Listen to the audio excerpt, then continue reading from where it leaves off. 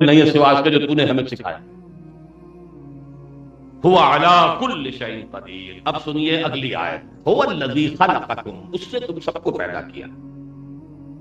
لیکن عجیب صورت کیا ہے؟ فمنکم کافر ومنکم مومن. تو کوئی تم میں سے کافر ہے, کوئی مومن ہے. مخلوق سب اسی کی ہے, سب کو اس کو ماننا چاہیے, سب کو اس پر ایمان لانا چاہیے. سب اس سے یہ عہد کر کے آئے تھے الستو بربکم قالوا بلی. لیکن یہاں آ کر بھٹک گئے. فمنکم مومن ومنکم کافر. تم میں سے کوئی وہ ہے جو کافر ہے, نہیں مانتے. اور لفظ کفر کو اس کے اصلی مفہوم میں لیجئے تو کفر شکر کے مقابلے کا لفظ ہے. ومن یشکر فانما یشکر لنفسہ ومن کفر فان اللہ غنی حمید. اسی سے کفران نعمت ہم بولتے ہیں. کفران نعمت شکر کی بجائے کفر. تو اللہ کے ناشکر ہے, اور ایک وہ ہے جو اللہ کو ماننے والے ہیں, اللہ کا شکر کرتے ہیں, حمد بجا لاتے ہیں, تسبیح کرتے ہیں. تو فرمایا پیدا تو اس نے کیا سب کو. فمنکم کافر ومنکم مومن واللہ بما تعملون بصیر. اور جو کچھ تم کر رہے ہو اللہ اسے دیکھ رہا ہے. یہ دیکھ رہا ہے کس لیے؟ معاذ اللہ کو تماش بین ہے, تماشا کر رہا ہے. ہوتا ہے شب و روز تماشا میرے آگے, اور بازیچہ اطفال ہے دنیا میرے آگے. یہ ہے یا کوئی ریسرچ کرنے کے لیے, اسے کوئی تھیسس لکھنے کے لیے ڈیٹا فراہم کر. اس کے اندر ایک دھمکی ہے, وہ دیکھ رہا. یعنی تمہارے ہر عمل کو جو اس کی جواب دہی ہوگی, اس کا جو محاسبہ ہوگا, جان لو فمن یعمل مثقال ذرۃ خیرا یرہ ومن یعمل مثقال ذرۃ شرا. ذرے کے ہم بدل نیکی کرو گے تو وہ بھی موجود پاؤ گے اپنے سامنے, اور ذرے کے ہم بدل برائی کماؤ گے تو وہ بھی موجود پاؤ. توحید کے ساتھ ہی ملا ہوا یہ معاد کا معاملہ اس طرح آتا ہے جیسے کہ انا للہ و انا الیہ راجعون, کہ ایک جملے میں جو آیا. ایسے ہی توحید کے بیان کے ساتھ اس کی کرولری کے طور پر, توحید کی کرولری ہے یہ معاد, لہذا اس کو اس طور سے اللہ تعالیٰ بیان میں لے آتے. فرمایا خلق السماوات والارض بالحق. اس نے آسمان اور زمین حق کے ساتھ پیدا کی. اس کے کیا معنی ہے؟ دیکھیے حق کے معنی جو ہے عربی زبان میں ہر وہ چیز جو فی الواقع موجود ہو حق ہے. ہر وہ شے جو نظر تو آتی ہو حقیقت میں موجود نہ ہو وہ باطل. ہر وہ شے جو اخلاقاً ثابت ہو وہ حق ہے, جو اخلاقاً ثابت نہ ہو وہ باطل. ہر وہ شے جو پرپس فل ہے, با مقصد ہے, وہ حق ہے, اور ہر وہ شے جو بے مقصد ہے وہ باطل. ربنا ما خلقت ھذا باطلا. پروردگار تو نے یہ ساری کائنات باطل نہیں بنائی, بے مقصد نہیں بنائی. یہاں ہمیں ایک تنکا بھی جو ہے, گھاس کا ایک تنکا بھی بے مقصد نظر نہیں آتا. ہر شے کے اندر کوئی مقصدیت ہے. تو کیسے ممکن ہے پوری کائنات بے مقصد؟ یہ رام کی لیلا کا تصور ہندوؤں کے ہاں یہ ایسا نہیں ہے. یہ تو ایک سنجیدہ تخلیق ہے, ایک حکیم کی تخلیق ہے. اس کے ذرے ذرے میں حکمت ہے, پرپس ہے, پرپس فلنس ہے. تو خلق السماوات والارض بالحق. اس سے اصل میں قرآن جو استدلال لاتا ہے, یہاں تو چونکہ خلاصہ ہے, تفاصیل تو آ نہیں سکتی. استدلال یہ ہے کہ تم یہ سوچو کہ تمہارے اندر ہم نے ایک اخلاقی حص رکھی ہوئی ہے. تم ایک چیز کو سمجھتے ہو یہ بری ہے, اور یہ ایک کو سمجھتے ہو یہ اچھی ہے. یہ جو مورل ویلیوز تمہارے اندر ہے, فالہمہا فجورہا وتقواہا. اللہ تعالیٰ نے نفس انسانی کو نیکی اور بدی کا علم جو ہے مدیت کر دیا ہے, الہام طور. اسی لیے نیکی کو معروف کہتا ہے قرآن, اور بدی کو منکر کہتا. جانی پہچانی شے سب جانتے ہیں یہ بھلائی ہے. سچ بولنا اچھا ہے, جھوٹ بولنا برا ہے. وعدہ کر کے پورا کرنا اچھا ہے, وعدہ خلافی برائی ہے. کون نہیں جانتا؟ اب سوال یہ پیدا ہوتا ہے کہ اس دنیا میں ہم یہ دیکھ رہے ہیں سچ بولنے والا مصیبت میں پھنستا ہے, جھوٹ بولنے والا پھنس جاتا ہے. جائز ناجائز حلال حرام کی پرواہ کرنے والا فاقے آ رہے ہیں اس کو, اور جو بائی ہک اور بائی کروک جدھر سے بھی ہاتھ پڑ جائے وہ ایکٹ کر رہا ہے. تو فزیکل لا تو اس دنیا کے اندر, اس حیات دنیاوی میں پورے طور پر آپریٹو ہے. آپ انگارہ ہاتھ میں پکڑیں گے ہاتھ جل جائے گا, زبان پر رکھیں گے زبان جل جائے گی. لیکن آپ جھوٹ بولیں گے زبان پر چھالا بھی نہیں پڑے گا. آپ سنکھیا کھائیں گے مر جائیں گے، آپ حرام کھائیں گے، یتیم کا مال ہڑپ کر لیں گے، کچھ بھی نہیں ہوگا۔ تو مورل جو لا ہے وہ آپریٹو نہیں ہے اس دنیا کے اندر، لہذا لازماً ایک دوسری زندگی ہونی چاہیے جس میں گندم از گندم برویت، جو سے جو، کہ گندم سے گندم پیدا ہوتی نظر آئے اور جو سے جو، نیکیاں وہاں باغ و بہار نظر آئے کہ اس نے یہ نیکیاں کمائی تھی، یہ جنات ہے اب اس کے لیے، اور اس کے لیے وہی جو حرام خوریاں ہیں وہ جہنم کی آگ بن کر سامنے آ جائے۔ جب تک یہ نہیں ہوتا یہ تخلیق نامکمل ہے۔ مورل لا آپریٹو ہی نہیں، یا تو یہ کہ ہمارا صرف دماغ کا خلل ہے، کوئی نہ اچھائی ہے نہ برائی ہے ثابت کچھ لوگوں نے خیال کیا۔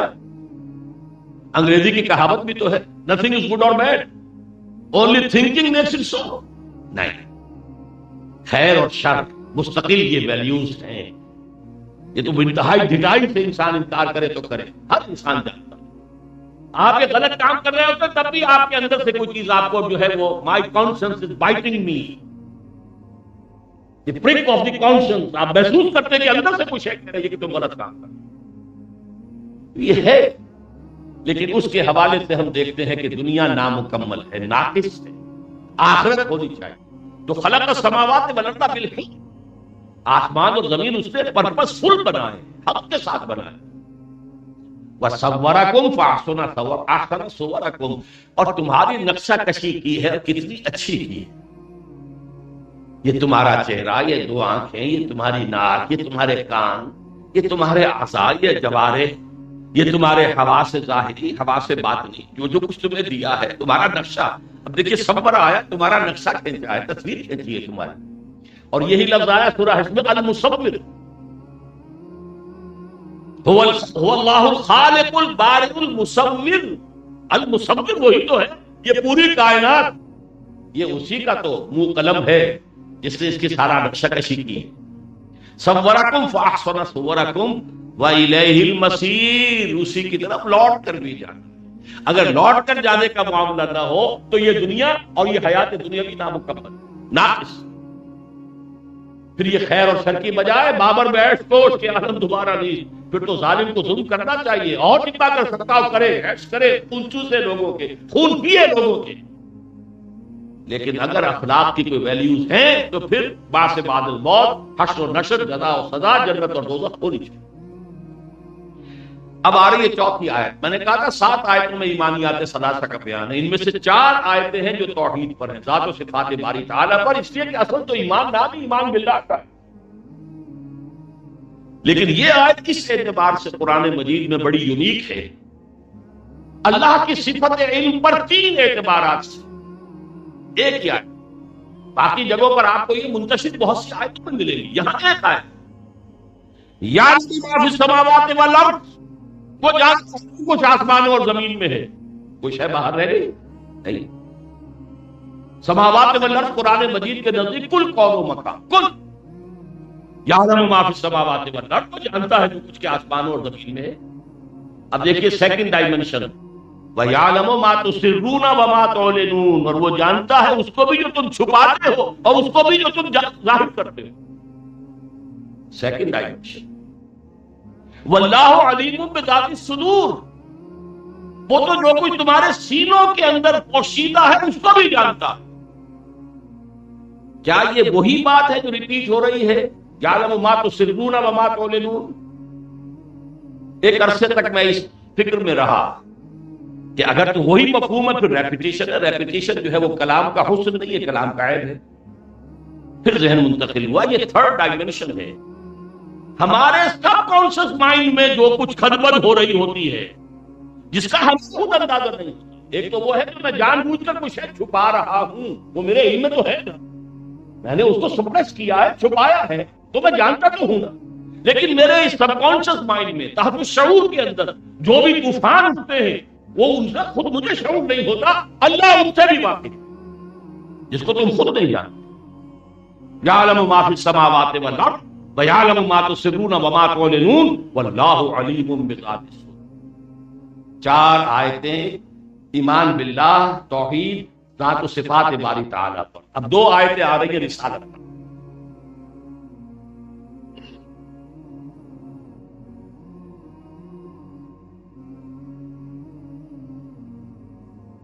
کیا تمہارے پاس آ نہیں چکی ہیں خبریں ان لوگوں کی جو تم سے پہلے تھے؟ اب دیکھیے مکی صورتوں میں آپ سورہ اعراف سے شروع ہوں گے، قوم نوح، قوم ہود، قوم صالح، قوم شعیب اور سدوم اور عمورہ کی بستیاں اور آل فرعون، یہ قصے آپ کو بار بار بار بار بار بار ملیں، قومیں ہلاک کی گئی۔ علم یاتکم، اب کیونکہ وہ تو ساری خبریں مکی قرآن میں آ چکی ہے، یہاں تو صرف اشارہ کیا جائے۔ علم یاتکم نبأ الذین کفروا من قبل فذاقوا وبال امرہم، تو دیکھو انہوں نے اپنے کیے کا مزہ چکھ لیا، نسیم منسیہ کر دی گئی، کالم یغنوا فیہا، ایسے ہو گئے جیسے تھے ہی نہیں، ابھی یہاں بستا ہی کوئی نہیں تھا۔ قوم عاد نسیم منسیہ، ارم ذات العماد التي لم يخلق مثلها في البلاد وثمود الذين جابوا الصخر بالواد وفرعون ذي الاوتاد، کہاں گئے؟ فذاقوا وبال امرہم، اور اس کے بعد فرمایا وَلَهُمْ عَذَابٌ أَلِيمٌ، یہ تو جو دنیا میں ہلاکت ہے تو کچھ بھی نہیں ہے، یہ تو بس ختم ہو گیا۔ فرعون غرق ہوا، چند منٹ لگے ہوں گے اس کی جان نکلنے میں، اور کیا ہوا ہو؟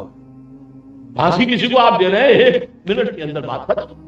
یہ عذاب نہیں ہے، عذاب تو ہے آخرت کا، وَلَهُمْ عَذَابٌ أَلِيمٌ، ان کے لیے ابھی دردناک عذاب ہے۔ میری جو ایک کتاب ہے سابقہ اور موجودہ مسلمان امتوں کا ماضی حال مستقبل، اس کا جو دوسرا باب ہے وہ ہے قرآن کا قانون عذاب، اور میں اللہ کا شکر کرتا ہوں کہ بڑی جامعیت کے ساتھ ایک چیز جو ہے وہ میری قلم سے نکلی ہے۔ کتنی قسمیں ہیں عذاب کی، عذاب اکبر، عذاب اصغر، عذاب ادنا، پھر یہ کہ عذاب استیصال۔ ایک عذاب وہ ہوتا ہے کہ جو صرف لوگوں کو جگانے کے لیے آتا ہے، جب رسول آتے تھے تو اللہ تعالیٰ چھوٹے چھوٹے عذاب بھیجتا تھا، شاید جاگ جائیں، ہوش میں آ جائیں۔ تو عذابوں کی بہت سی قسمیں ہیں، اور اس کو اس لیے سمجھنا ضروری ہے کہ آج امت مسلمہ عذاب خداوندی کی گرفت میں ہے۔ آج ہم ٹھیک اس مقام پر کھڑے ہیں جس پر کہ تبصرہ کیا گیا تھا سابقہ امت کے لیے، ضربت علیہم الذلۃ والمسکنۃ وباءوا بغضب من اللہ۔ یہ پوزیشن آج ہماری ہے مسلمانوں کی، یہود کی نہیں ہے۔ وہ دور ختم ہوا، یہود تو اس وقت دنیا کی سیاست کو کنٹرول کر رہے ہیں، دنیا کی اکانومی تو ان کے ہاتھ میں ہے ہی ہے، کسی کے شک و شبہ کی گنجائش ہے نہیں۔ اس صدی کے آغاز میں علامہ اقبال دیکھ آئے تھے، فرنگ کی رگے جہاں پنجائے یہود میں ہے۔ اس وقت فرنگ کی قیادت جو تھی وہ برطانیہ کے ہاتھ میں تھی، آج فرنگ کی قیادت امریکہ کے ہاتھ میں ہے، اور امریکہ یہود کے ہاتھ میں ہے۔ تو آج تو ہم اس جگہ کھڑے ہیں، اسی لیے کھڑے جو انہوں نے کیا تھا وہی ہم نے کیا، اللہ کے دین سے منہ پھیر، اللہ کی کتابوں کو پیٹھوں کے پیچھے پھینکا۔ نبذ فریق من الذین اوتوا الکتاب کتاب اللہ وراء ظہورہم، انہوں نے اللہ کی کتابوں کو اپنی پیٹھوں کے پیچھے پھینک دیا، لہذا وہی ہماری سزا۔ بہرحال وہ میں نے صرف اشارہ کر دیا، اس کتاب میں اس کو پڑھیے، وہ باب جو ہے وَلَهُمْ عَذَابٌ أَلِيمٌ سے مراد ہے آخرت کا۔ اب اگلی آیت میں جو آ رہی ہے بات بڑی اہم ہے، ذَلِكَ بِأَنَّهُمْ كَانَتْ تَأْتِيهِمْ رُسُلُهُمْ بِالْبَيِّنَاتِ، ان قوموں کا یہ حشر اس لیے ہوا کہ ان کے پاس ان کے رسول آتے رہے واضح تعلیمات اور واضح نشانیاں معجزے لے کر۔ بینات دونوں پر آئے گا، بین کہتے ہیں کوئی شے جو از خود ظاہر، ایک وہ شے ہے کہ جس کو ثابت کرنے کی ضرورت پیش آئے، وہ دلیل درکار ہو اس کے لیے، وہ مخفی حقیقت ہے، دلیل سے سمجھ میں آئے گی۔ ایک وہ شے جو خود ظاہر ہے، آفتاب آمد، دلیل آفتاب اس کو کہیں گے۔ اس لیے ہم کہتے ہیں بڑی بین سی بات ہے بھیا، تمہیں کیوں سمجھ میں نہیں آ رہی؟ ذرا سوچو تو صحیح، بین سی بات۔ تو بین وہ شے جو خود روشن، چنانچہ ایک تو بینہ کہا جاتا تھا، بینات ان معجزوں کو جو اللہ نے اپنے رسولوں کو دیے، جس سے کہ یہ بات واضح ہو جاتی تھی کہ یہ عام انسان نہیں ہے، اس کا اللہ کے ساتھ تو خاص تعلق ہے۔ اور پھر بینات کو تعلیمات دی ہے، فطرت انسانی کے نزدیک جانی پہچانی چیز ہے۔ توحید میری روح کے اندر ہے، اس کی گہرائیوں میں ہے۔ از کجا بھی آج ان آواز دوست، قرآن پڑھتے ہوئے میرا دل محسوس کرتا ہے یہ کہاں سے میرے دوست کی آواز آ رہی ہے۔ اس حوالے سے بینات ہم نے ذالک بأنہ کانت تأتیہم رسلہم بالبینات فقالوا ابشر یہدوننا، تو انہوں نے کہا کہ کیا انسان ہمیں ہدایت دیں گے؟ یہ نور تو ہماری طرح کا انسان ہے، 2 ہاتھ 2 پاؤں 2 آنکھیں 2 کان 1 ناک، یہ ہمیں ہدایت دے گا؟ ہدایت دینے کے لیے اللہ نے بھیجا، فرشتہ بھیجا ہوتا کوئی، وہ پروں سے اٹھتا ہوا آسمان سے اترتا ہوا ہمیں نظر آتا، ہم بھی مانتے واقعی تمام رسولوں کے ساتھ یہ کہا مال ھذا رسول یاکل الطعام ویمشی فی الاسواق. یہ سورہ فرقان میں کہا کہ حضور کے بارے میں نہیں، یہ کیسا رسول ہے؟ یہ تو بازاروں میں چلتا پھرتا ہے، سامان خریدتا ہے، کوئی ضروریات پوری کرتا ہے، کھانا بھی کھاتا ہے، رسول ہونے کا دعویٰ کرتا ہے. گویا کہ رسولوں کی بشریت ان کی رسالت کے ماننے کے راستے کی رکاوٹ بن گئی. اب بشر یہدوننا، کیا یہ انسان ہمیں ہدایت دیں گے؟ فَكَفَرُوا وَتَوَلَّوْا وَاسْتَغْنَى اللَّهُ، تو انہوں نے کفر کیا، انکار کیا، پیچھ موڑ لی، تو اللہ نے بھی پھر بے نیازی اختیار کر جاؤ دفاؤ. اور اللہ تعالیٰ تو ظاہر بات ہے واللہ غنی حمید، اسے کوئی احتیاج ہے نہیں. پوری نوع انسانی جو ہے وہ اگر اللہ کا انکار کرتے تو کرتے، اللہ کی سلطنت میں تو کوئی کمی نہیں آئے، اس کے خزانوں میں کوئی ایک تنکے کی کمی نہیں آئے. اب یہاں ذرا نوٹ کیجئے، ایک کانورس اس کا میں آپ کے سامنے رکھ رہا ہوں. ایک تھیورم ہوتی تھی نا جیومیٹری میں، پھر اس کی کانورس بھی ہوتی تھی. یہ جو گمراہی ہے کہ یہ تو انسان ہے، بشر ہے، رسول کیسے ہو سکتا ہے؟ یہی گمراہی بعد میں پلٹ کر یوں آئی یہ رسول تھا، بشر کیسے ہو سکتا ہے؟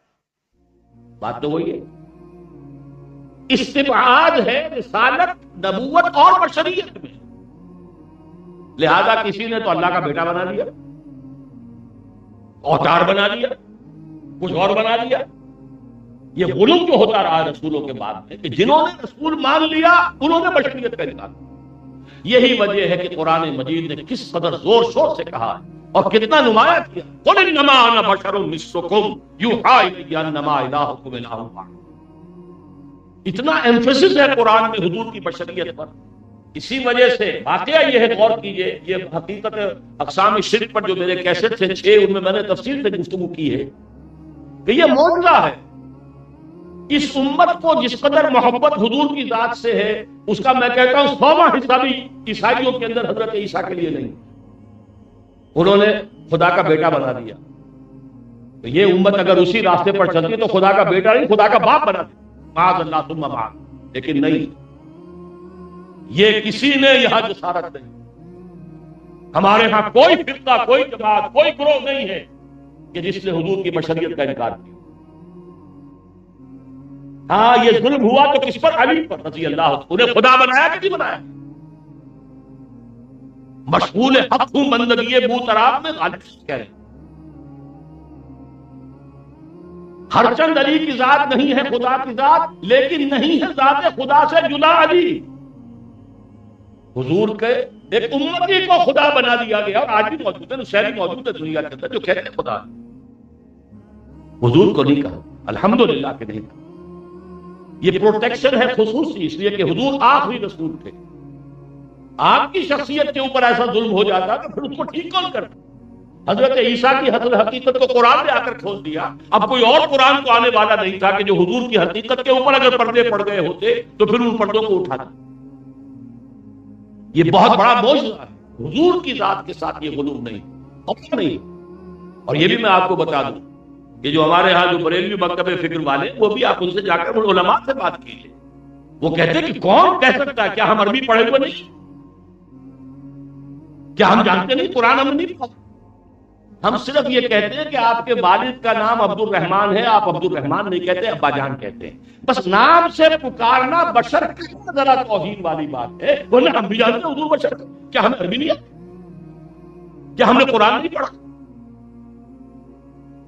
یہ ایک بہت بڑے، اب میرے ذہن سے نام اتر رہا ہے، وہ عالم مہار شریف سیالکوٹ کے بہت بڑے عالم دین بھی تھے، اور وہ احرار کے بہت بڑے لیڈر بھی تھے، بریلوی مکتب فکر کے آدمی تھے.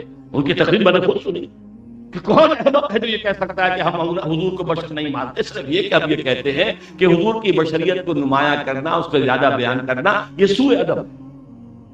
آپ والد کا نام لے لیتے، ابا جان کے، بس یہ بات. بہرحال یہ گمراہی اس وقت رکاوٹ بنی ان کے رسول ماننے میں، اور رسول ماننے والوں میں یہ پلٹ کر یہ بیماری آئی جبکہ انہوں نے بشریت سے انکار کیا.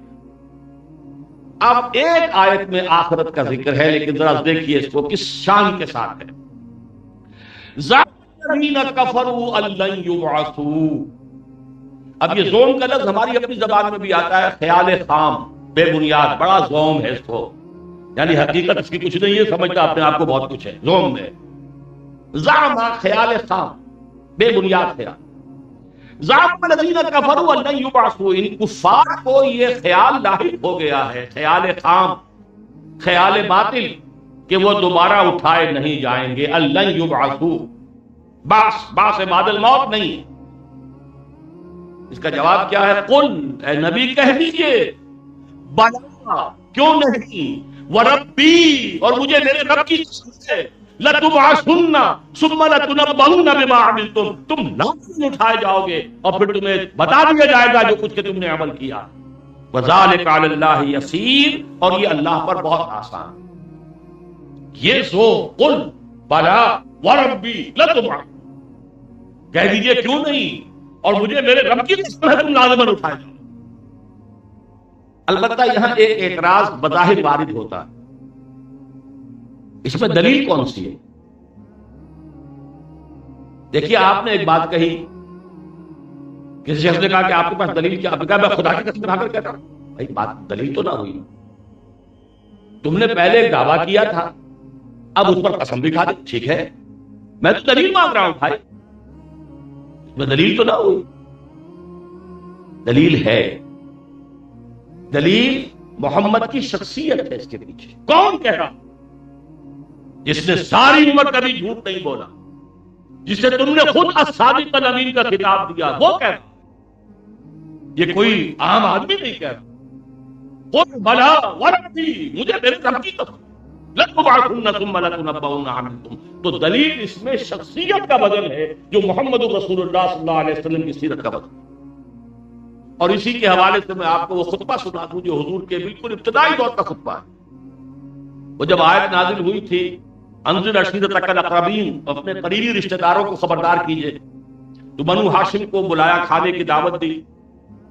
پھر آپ کھڑے ہوئے اپنی بات کہنے کے لیے، تو انہوں نے ہوٹنگ کی، شور مچایا، چلے گئے، سنی نہیں بات. کچھ دن کا وقفہ دے کر پھر دوبارہ بلا لیا، پھر کھانا کھلایا. اب میں یہ کہا کرتا ہوں کہ شرم آ گئی ہوگی، 2 مرتبہ روٹی کھائی ہے، کھانا کھایا ہے، تو میں سن لو ان کی بات. پھر آپ نے جو خطبہ دیا ہے وہ ہے یہ خطبہ، یہ قل پہ جو کہا جا رہا، ان الرائد لا یکذب اہلہ. دیکھو لوگوں، کسی قافلے کا رہنما اسے کبھی قافلے کو دھوکہ نہیں دیا کرتا. واللہ لو کذبت الناس جميعا ما کذبتکم، خدا کی قسم اگر بالفرض میں تمام انسانوں سے جھوٹ بول سکتا تب بھی تم سے کبھی نہ. تم تو میرے اپنے خاندان کے ہو بھائی، اور کے لیکن وَلَوْ غَرَرْتُ النَّاسَ جَمِيعًا مَا غَرَرْتُكُمْ، اور اگر میں تمام نوع انسانی کو دھوکہ دے سکتا تب بھی تمہیں کبھی دھوکہ نہ دیتا. اس تمہید کے بعد بات شروع کی، وَاللَّهِ الَّذِي لَا إِلَٰهَ إِلَّا هُوَ، اس اللہ کی قسم کے جس کے سوا کوئی الہ نہیں. توحید آ گئی. انی لرسول اللہ الیکم خاصۃ وإلی الناس کافۃ، میں یقیناً اللہ کا رسول ہوں تمہاری طرف بالخصوص اور تمام انسانوں کی طرف بالعموم. اور اب یہ شروع ہوا، لتبعثن کما تستيقظون، جو ہے واللہ لتموتن کما تنامون، خدا کی قسم تم سب پر موت وارد ہوگی جیسے روزانہ رات کو سو جاتے. ثم لتبعثن کما تستيقظون، پھر تمہیں اٹھا دیا جائے گا جیسے روزانہ صبح بیدار ہو جاتے. ثم لتحسبن بما تعملون، پھر تمہارا محاسبہ ہوگا، جو کچھ تم کر رہے ہو حساب دینا ہوگا. ثم لتجزون بالاحسان احسانا وبالسوء سوءا، اور پھر تمہیں بدلنا کر رہے گا، بھلائی کا بھلا برائی کا برا. وَإِنَّهَا لَجَنَّةٌ أَبَدًا أَوْ لَنَارٌ أَبَدًا، اور وہ بدلہ کیا ہے؟ یا جنت ہے ہمیشہ ہمیش کے لیے، اور یہ آگ ہے ہمیشہ ہمیش کے لیے. یہ ہے وہ بات. قل بلا وربی لتبعثن ثم لتنبؤن بما عملتم وذلك على الله يسير. یہ تمہیں بہت مشکل نظر آتا ہے، اللہ پر بہت آسان ہے. ہوا علی کل شیء قدیر. یا تو مانو کہ اس کو قدرت حاصل نہیں ہے، اگر قدرت حاصل ہے، وہ اومنی پوٹنٹ ہے، تو جس نے پہلی مرتبہ کائنات کو پیدا کیا، تمہیں پیدا کیا، دوبارہ کیوں نہیں کر سکتا؟ یہ طویل جو بھی رد و قضا ہے قرآن مجید میں، وہ تو مکی صورتوں میں آپ کو ملتی ہے. یا تو میں نے رکھے خلاصہ 7 آیتیں ختم ہوئی. پھر نوٹ کر لیجئے 4 میں ذات و صفات باری تعالی، ایمان باللہ. 2 میں رسالت اور ایک اہم مسئلہ. رسالت کے باب میں سب سے بڑی رکاوٹ کیا رہی؟ رسولوں کی بشریت. ان کے قبول کرنے میں سب سے بڑی رکاوٹ، اور یہی گمراہی پھر ان کے ماننے والوں کو ہوئی ایک دوسری شکل، اور آخرت کا انکار۔ اب فرمایا کلمہ فا کو نوٹ کیجئے، فَآمِنُوا بِاللَّهِ وَرَسُولِهِ وَالنُّورِ الَّذِي أَنزَلْنَا، بس ایمان لاؤ، یہ حقائق تو ہیں، تم مانو تب بھی ہے، نہ مانو تب بھی۔ اللہ تو ہے، اس کی یہ صفات ہے، وہ عَلَىٰ كُلِّ شَيْءٍ قدیر، وہ ہے، وہ الملک ہے، تم مانو یا نہ مانو۔ باس بعد الموت ہے، جی اٹھنا ہے، حساب کتاب ہے، تم مانو یا نہ مانو، لیکن تمہارے لیے عافیت کیا ہے؟ فَآمِنُوا بِاللَّهِ وَرَسُولِهِ، پس ایمان لاؤ اللہ پر اور اس کے رسول پر، وَالنُّورِ الَّذِي أَنزَلْنَا، اور اس نور پر جو ہم نے نازل فرمایا۔ اسی نور کا ایک صفحہ یہ بھی ہے، قرآن مجید یہ نور ہے، روشنی۔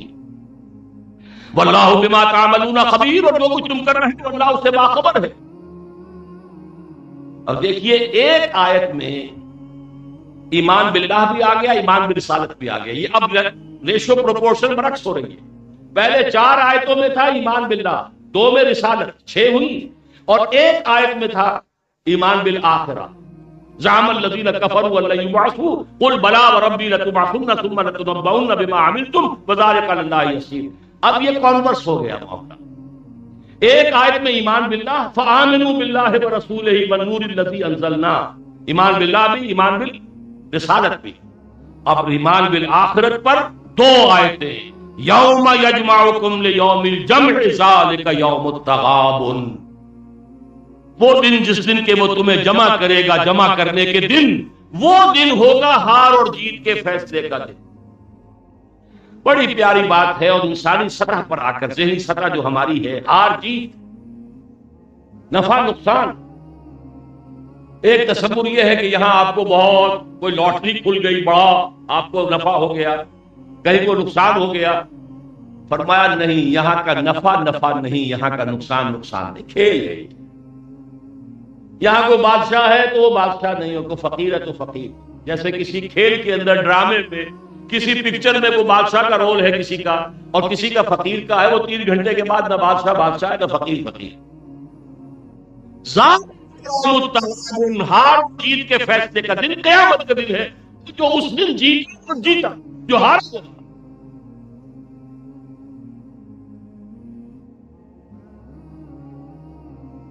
دنیا میں خاک و فاتح کرتا ہوا چل گیا، کسی کٹیا میں زندگی گزار دی، اگر اللہ کے ہاں کامیاب ہو گیا تو کامیاب، فراح و ریحان و جنت نعیم۔ اور یہاں بادشاہ رہا ہو، محلوں میں رہا ہو، اور ریشمی گدیلوں پر سویا ہو، اس دن ناکام قرار پایا تو ناکام، برباد، خسران المبین، تباہ۔ حضور نے فرمایا کچھ ایسے لوگ بھی ہوتے ہیں، بڑا پیارا انداز ہے، وہ کہیں رشتہ کرنا چاہے تو کوئی رشتہ انہیں نہ دے، کوئی سفارش کسی کرنا چاہے ان کی بات کوئی نہ سنے، کسی محفل میں وہ بار نہ پا سکے، ان کا اسٹیٹس ہی نہیں۔ لیکن اللہ کے ہاں ان کا وہ مقام ہوتا ہے کہ اگر بھولے سے کسی بات پر قسم کھا بیٹھے تو اللہ ان کی قسم کی لاج رکھتا۔ اللہ کے پیمانے۔ اور فقراء صحابہ، ابو ذر، ابو الدرداء، سلمان فارسی، کیا میں اور آپ سمجھیں گے کہ ان کا مقام کیا ہے، کیا رتبہ ہے؟ ذالک یوم التغابن۔ اب اس کی وضاحت کر دی گئی، وَمَن يُؤْمِن بِاللَّهِ وَيَعْمَلْ صَالِحًا، جو ایمان لائے گا اللہ پر اور عمل کرے گا نیک، يُكَفِّرْ عَنْهُ سَيِّئَاتِهِ، اللہ اس سے اس کی برائیوں کو دور کر دے گا، نامہ اعمال کے دھبے دھو دے گا، سیرت و کردار کے داغ جو ہے صاف کر دے گا۔ دنیا میں بھی تکفیر ہوتی ہے سیئات کی، ابھی تک میرے دامن پر کچھ دھبے تھے، صحیح معنی میں ایمان کی تجدید کروں، نیک عمل شروع کروں، وہ داغ دھل جائیں گے، دھبے دھل جائیں گے۔ یا میرے نامہ اعمال کے اوپر کچھ سیاہی کے دھبے تھے، وہ اللہ دھو دے، یکفر عنہ سیئات، ویدخلہ جنات تجری من تحتہا الانہار، اور داخل کرے گا انہیں ان باغات میں کہ جن کے نیچے، جن کے دامن میں ندیاں بہتی ہوں گی، خالدین فیہا ابدا، اس میں ہمیشہ ہمیشہ رہیں گے، ذالک الفوز العظیم، یہی ہے بہت بڑی کامیابی۔ والذین کفروا وکذبوا بآیاتنا، اور وہ لوگ جنہوں نے ناشکری کی روش اختیار کی اور ہماری آیات کو جھٹلایا، یہ دونوں چیزیں ایک نہیں ہیں۔ ایک ہے کفر، کفران نعمت، جنہوں نے بجائے شکر کے کفر کی روش اختیار، کفران نعمت کی روش اختیار کی، اور جب ہماری آیات سنائی گئی تو ان کو جھٹلا دیا، پھینک دیا. یہ گویا کہ ان کے جرم کی تکمیل ہو گئی. والذین کفروا وکذبوا بآیاتنا اولئک اصحاب النار خالدین فیہا وبئس المصیر. وہ ہیں آگ والے، رہیں گے اس میں ہمیشہ ہمیں، اور وہ بہت ہی برا ٹھکانہ. پہلا رکوع مکمل ہوا، 7 آیات میں ایمانیات ثلاثہ کی نریشن، 3 میں اس کی زوردار دعوت. اب آئیے ثمرات، انسان کی نفسیات پر، اس کی سوچ پر، اس کے احساسات پر، اس کے نقطہ نظر پر، اس کے عمل میں، اس کی اجتماعی زندگی میں، اس کی آئلی زندگی میں کیا تبدیلی آتی ہے ایمان سے. اب ان آیات کو بھی چونکہ وقت کم ہے تو میں پہلے تھوڑی سی تمہیداً آپ سے عرض کر دوں. پہلے آپ ایک انڈیویجول کو ویژولائز کیجئے، ایک انسان، میں، آپ، کوئی اور، ایک فرد. یہ جو فرد ہے، اس فرد کے 2 ایسپیکٹس ہیں.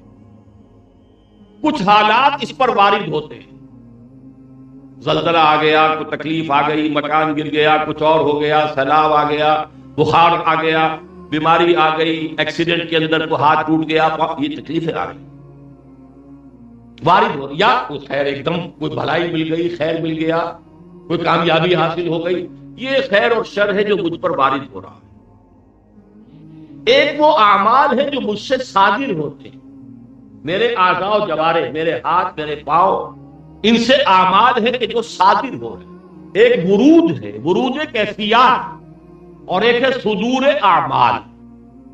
اب جو کچھ انسان پر وارد ہوتا ہے، ظاہر بات ہے اگر وہ کوئی دل خوش کن بات ہے تب تو انسان خوش ہے، بڑا فرحاً فخور. لیکن اگر کوئی تکلیف آ گئی، کوئی مصیبت آ گئی، تو پھر انسان جو ہے ایک دم چھٹک کر کھڑا ہو جاتا. یہاں سب سے پہلا جو ثمرہ ایمان کا ہے وہ یہ ہے کہ جان لو اس کائنات میں کوئی شے نہیں ہو سکتی جب تک کہ اس نے رب نہ ہو. تم پر کوئی مصیبت آئی ہے، بغیر اس نے رب نہیں آئی. پتہ تک نہیں ہل سکتا بغیر اس نے رب. اگر مجھ پر کوئی تکلیف آئی ہے، آپ پر کوئی تکلیف آئی ہے، بغیر اس نے رب کو نہیں آئی. دیکھیے اس کا اور تجزیہ کر لیجئے. ایک شخص آپ کو پتھر مار رہا ہے، اس نے پتھر مارا ہے آپ کو، لیکن آپ کو لگے نہ لگے یہ اللہ کا اختیار. ہو سکتا ہے وہ کا نشانہ خطا ہو جائے. اگر آپ کو لگ گیا آ کر، اس کا مطلب ہے کہ 2 اس کے اندر کمپوننٹس ہیں.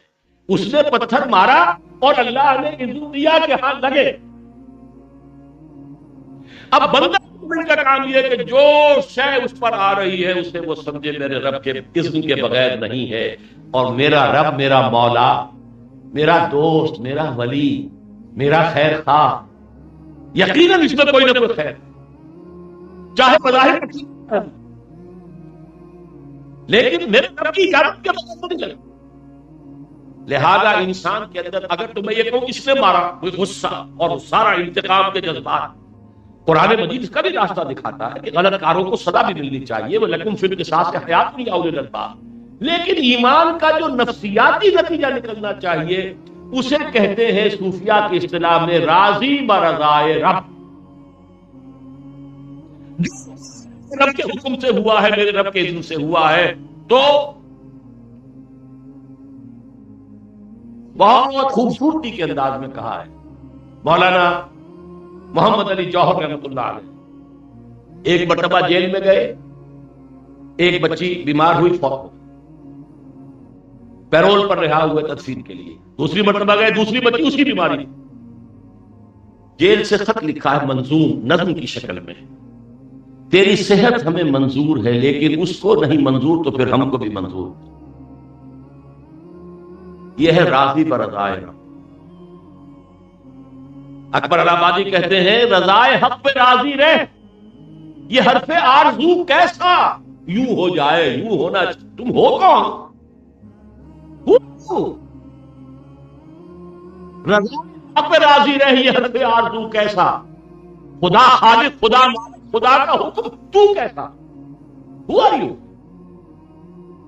اگر آپ اللہ کی رضا پہ راضی نہیں ہیں، گویا کہ فرکشن ہے آپ کے اور اللہ کے درمیان. یا تو یہ کہیے کہ کسی اور کو اختیار حاصل ہے کچھ کرنے کا. وہ تو آپ شیخ عبد القادر جیلانی رحمۃ اللہ علیہ کے وصایا پڑھیے، اپنے بچے کے لیے جو انہوں نے نصیحتیں لکھی ہیں، لا فاعل فی الحقیقت ولا مؤثر الا اللہ، فی الحقیقت فاعل حقیقی سوائے اللہ کے کوئی نہیں، مؤثر حقیقی سوائے اللہ کے کوئی نہیں۔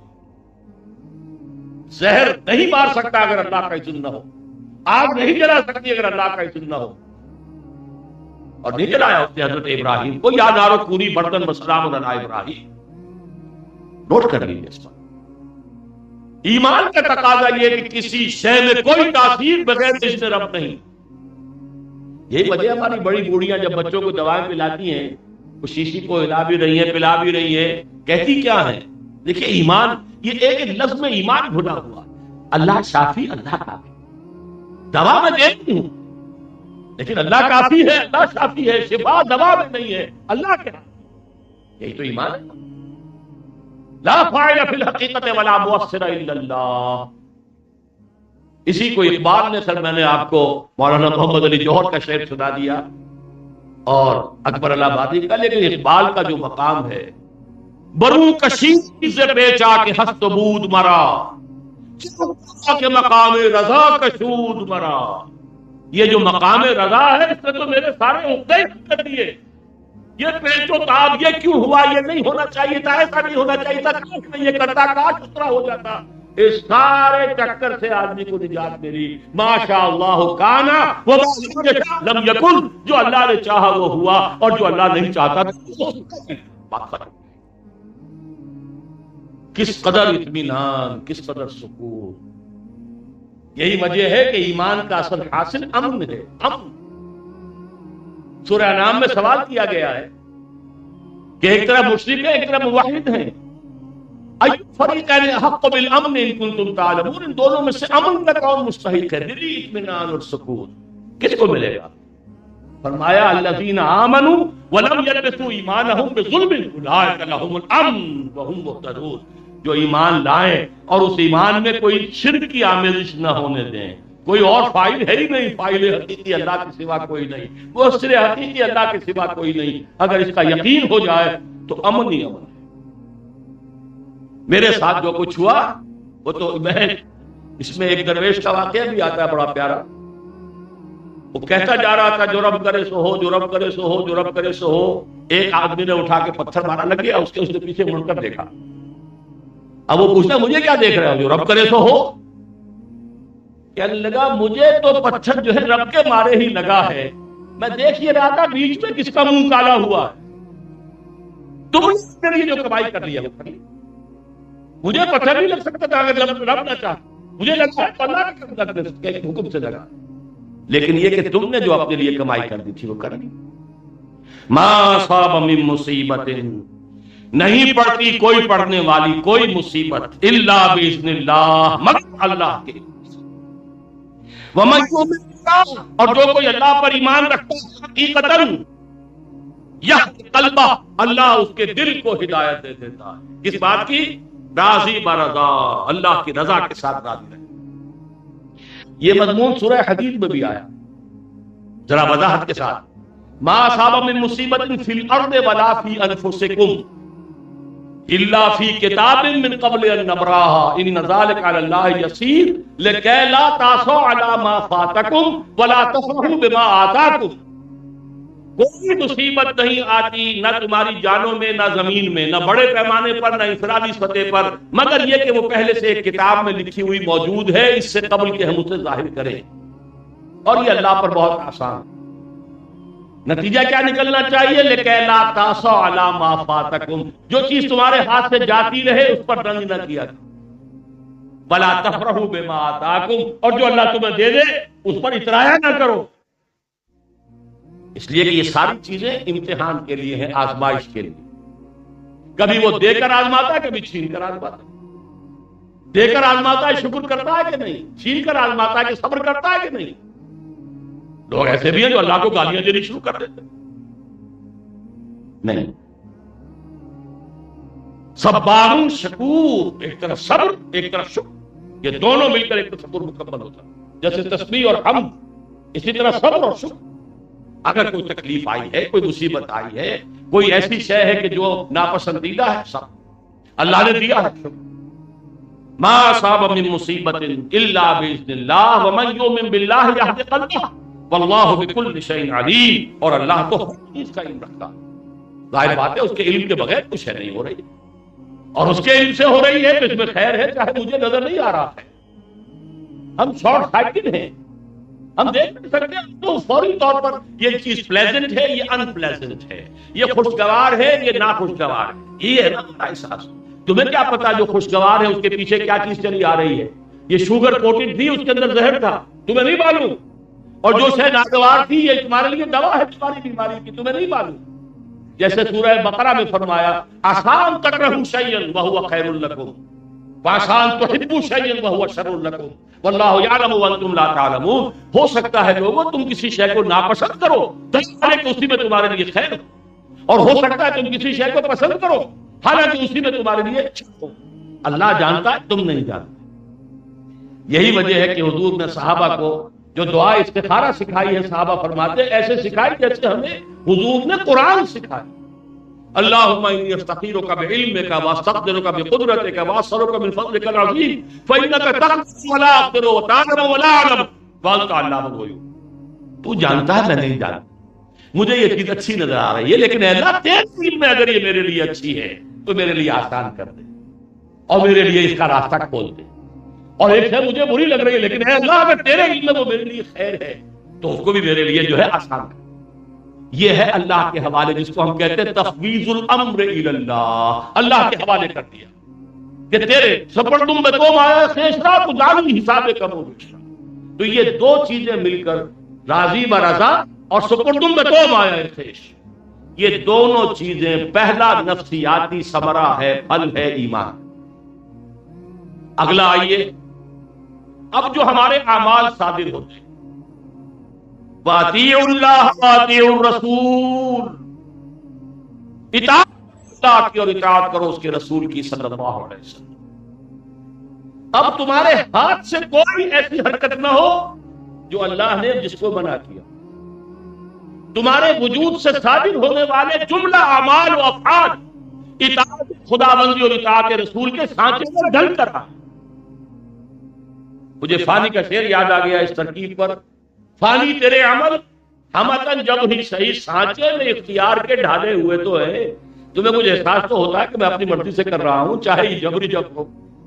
اسی طرح جو وجود سے خارج ہو وہ اطاعت خدا اور اطاعت رسول کے سانچے میں ڈھل کر۔ اگر یہ بات نہیں تو ایمان کہاں ہوا؟ دو دھیلے کی قیمت نہیں اس ایمان کی۔ اگر وہ ایمان کنٹرول نہیں کر رہا تمہارے وجود کو، تمہارے ہاتھوں پر، تمہارے پاؤں پر، تمہاری آنکھوں پر، تمہارے کانوں پر، اگر اس ایمان کی گرفت نہیں ہے کہ اطاعت خدا بندی کے بنا کے کوئی کام، ٹھیک ہے پیٹ کھانے کو مانگتا ہے، کوشش کرو۔ الکاسب و حبیب اللہ، کمائی کرنے والا، محنت کرنے والا، معاش کے لیے بھاگ دوڑ کرنے والا اللہ کا دوست ہے، لیکن جائز سے، حلال سے، حرام اطاعت۔ اگر تمہارے اندر شہوت کا جذبہ رکھا، ٹھیک ہے، اس کی تسکین کے لیے شادی کرو، نکاح کرو، تمہاری جو راستہ ہے اللہ نے کھولا ہوا ہے، لیکن کسی حرام راستے سے نہ کرو۔ یہ سارا کام کرو لیکن اطاعت خداوندی اور اطاعت رسول کے سانچے میں ڈھلا ہوا ہو تمہارا ہر عمل، تمہارا ہر فعل، تمہارے تمام اعضاء و جوارح کی تمام حرکات و سکنات اس سانچے میں ڈھل جائے۔ وَأَطِيعُوا اللَّهَ وَأَطِيعُوا الرَّسُولَ وَإِن تَوَلَّيْتُمْ، پھر اگر تم رخ موڑ لو گے، عصیان، معصیت، نافرمانی، فسق اور فجور کی روش اختیار کرو گے، فَإِنَّمَا عَلَىٰ رَسُولِنَا الْبَلَاغُ الْمُبِينُ، تو سن لو ہمارے رسول پر صاف صاف پہنچا دینے کے سوائے اور کوئی ذمہ داری نہیں۔ میں نے کہا تھا ویژولائز کیجئے آپ کا وجود، ایک آپ پر وارد ہونے والی کیفیات اور ان میں خاص طور پر جو ناگوار کیفیات، ما اصاب من مصیبت الا باذن اللہ ومن یؤمن باللہ یہد قلبہ واللہ بکل شیء علیم۔ ایک آپ کے وجود سے صادر ہونے والے افعال و اعمال، وَأَطِيعُوا اللَّهَ وَأَطِيعُوا الرَّسُولَ، اطاعت خداوندی اور اطاعت رسول، اس سانچے میں ڈھل جاؤ۔ اچھا، جو انسان عمل کرتا ہے، محنت کرتا ہے، بھاگ دوڑ کرتا ہے، اس میں اس کے ساتھ ایک تصور ہوتا ہے کہ اس کا بھروسہ کس پر ہے، کس پر تکیہ کر رہا، کس کا سہارا لے رہا۔ اعتماد کس پر ہے؟ لہذا اگلی آیت دیکھیے، اللہ لا الہ الا هو وعلی اللہ فلیتوکل المؤمنون۔ اللہ وہ ہستی ہے جس کے سوا کوئی اله نہیں، اختیار مطلق اس کے ہاتھ میں ہے، تو اللہ ہی پر توکل کرنا چاہیے اہل ایمان۔ یعنی سہارا، بھروسہ، دار و مدار یہ ذات باری تعالیٰ پر ہو، اسباب و وسائل پر نہ ہو۔ اسباب کو استعمال کر، لیکن بھروسہ اسباب پر نہیں، اعتماد اللہ، توکل صرف اللہ۔ یہ یقین ہونا چاہیے کہ چاہے تمام اسباب ظاہری جمع ہے میرے پاس، پتا ہے میں یہ کام کرنے پر قادر ہوں، لیکن نہیں کر سکتا جب تک کہ اللہ کی مرضی ہو۔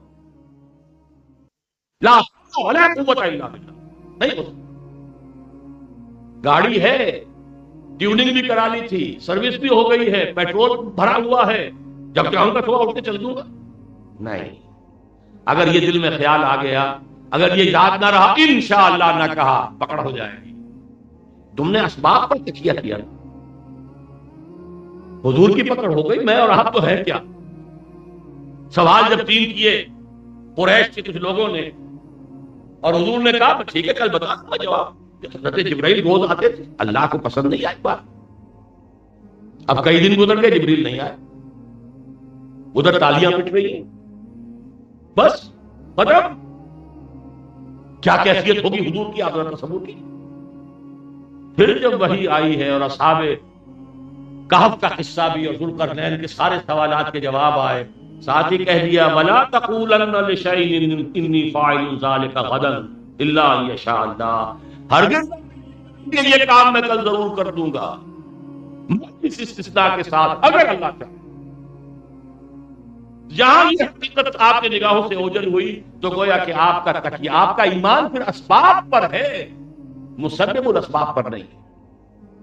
مسبب الاسباب اسباب کا محتاج نہیں ہے، بغیر اسباب کا نتیجہ نکال سکتا ہے، اور سارے اسباب ہو کوئی نتیجہ نہیں نکلے گا اگر وہ نہیں چاہتا۔ اگر یہ یقین نہیں ہے تو ایمان نہیں ہے۔ حضور کی تو خیر ذاتی طور پر وہ پکڑ ہو گئی تھی جو پھر پورے مسلمانوں کی پکڑ ہوئی ہے۔ وَيَوْمَ حُنَيْنٍ إِذْ أَعْجَبَتْكُمْ كَثْرَتُكُمْ، اگر یاد کرو مسلمانوں، حنین کا دن، تمہیں اپنی کثرت پر ناز ہو گیا تھا، گھمنڈ ہو گیا تھا۔ کبھی ہم 313 ہوتے تھے نہیں مار کھاتے تھے، آج تو 12,000 ہے، 12,000۔ آج ہمیں کون شکست دے گا؟ حوازن اور ثقیف کے تیر اندازوں کی بوچھاڑ آئی ہے، سب بات ہے۔ مولانا شبلی نے تو لکھا ہے 30-40 آدمی رہ گئے، 12,000 میں سے ذرا بھگڑ کا اندازہ کیجیے۔ لیکن ان کے شاگرد سید سلیمان ندوی نے زیادہ تحقیق کی کہ نہیں 300-400 آدمی تھے، 30-40 تھے۔ 12,000 میں سے اگر 300-400 بھی رہ گئے تو بہت بڑی بھگڑ۔ پھر اترے ہیں حضور اپنی سواری سے، اپنے ہاتھ میں علم لیا ہے، رجز پڑھا ہے، انا النبی لا کذب انا ابن عبد المطلب، میں نبی ہوں اور اس میں کوئی جھوٹ نہیں ہے۔ میرا ساتھ دے تب بھی نبی ہوں، اور کوئی آدمی ساتھ نہ دے تب بھی نہیں۔ میری نبوت کا دار و مدار اس پر نہیں ہے کہ کون مانتا ہے کون نہیں، اور کون ساتھ دیتا ہے کون۔ اور میں ہوں عبد المطلب کا بیٹا، میدان میں موجود ہوں۔ پھر آپ نے پکارا ہے، کدھر جا رہے ہو؟ الیہ یا اصحاب بدر، اے بدر والوں کہاں جا رہے ہو، آؤ۔ پھر یہ بیعت رضوان والے، آؤ کدھر جا رہے ہو؟ یا اصحاب الشجر، الیہ یا اصحاب الشجر۔ پھر لوگ، لیکن اللہ نے نقشہ دکھا دیا ایک دفعہ کہ یوم حنین اذ اعجبتکم کثرتکم، تمہیں اپنی کثرت پر ناز ہو گیا تھا نا، تو ہم نے ذرا تمہیں سبق سکھایا۔ تو اسباب وسائل پر تکیہ نہیں، تکیہ صرف ذات مالک۔ اس حد تک سمجھ لیجئے کہ سورہ بنی اسرائیل کی جو آیت نمبر 2 ہے، اس میں تو کل ایمان کا خلاصہ اسے کہا گیا۔ وَآتَيْنَا مُوسَى الْكِتَابَ وَجَعَلْنَاهُ هُدًى لِبَنِي إِسْرَائِيلَ اللہ تتخذوا من دونی وکیلا۔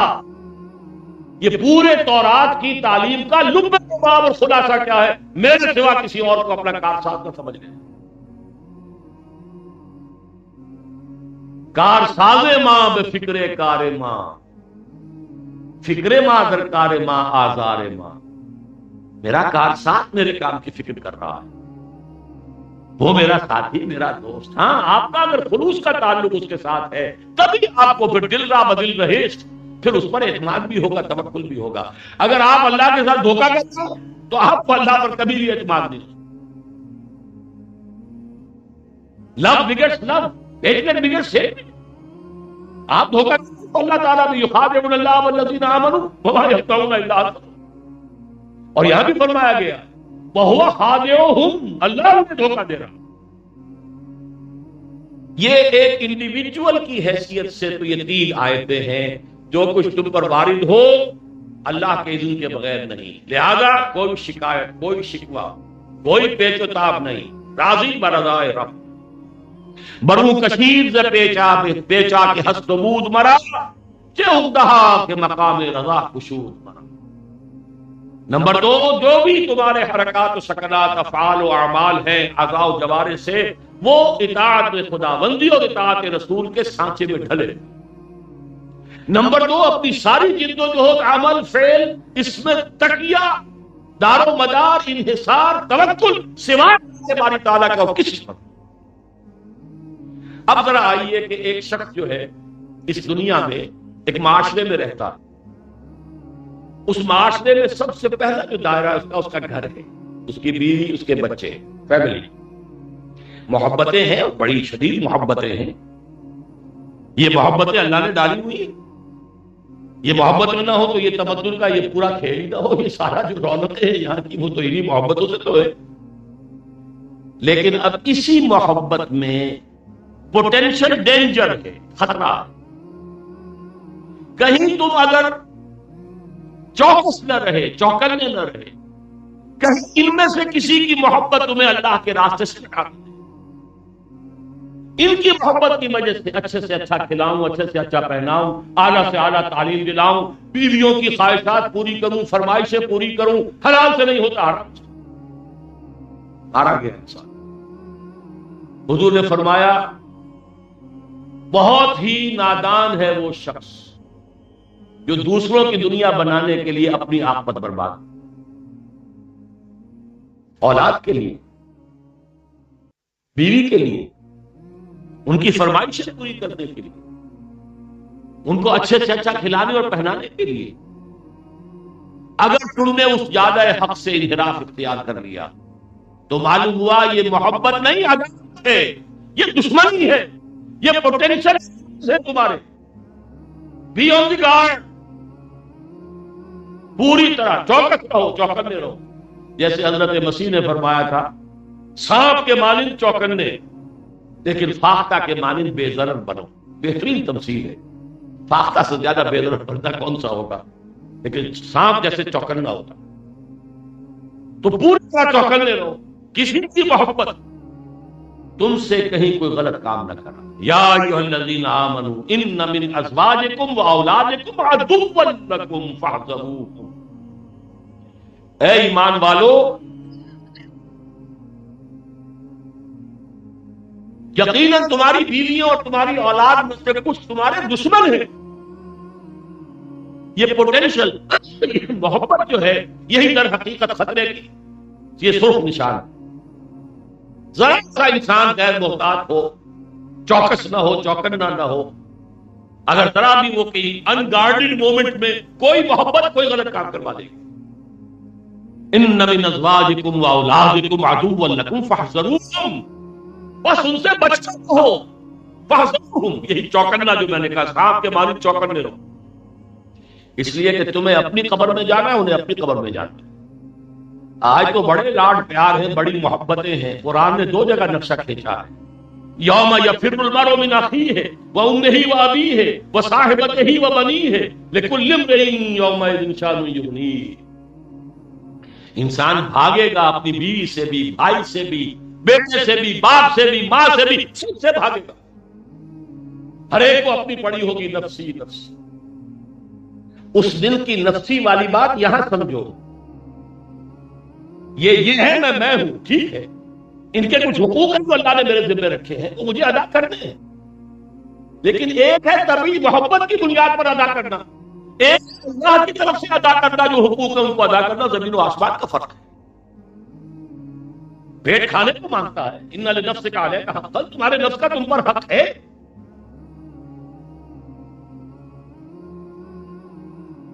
جائز چیز کو کھاؤ اور غلط چیز نہ کھاؤ. اسی طریقے سے اولاد کا حق ہے، بیوی کا حق ہے.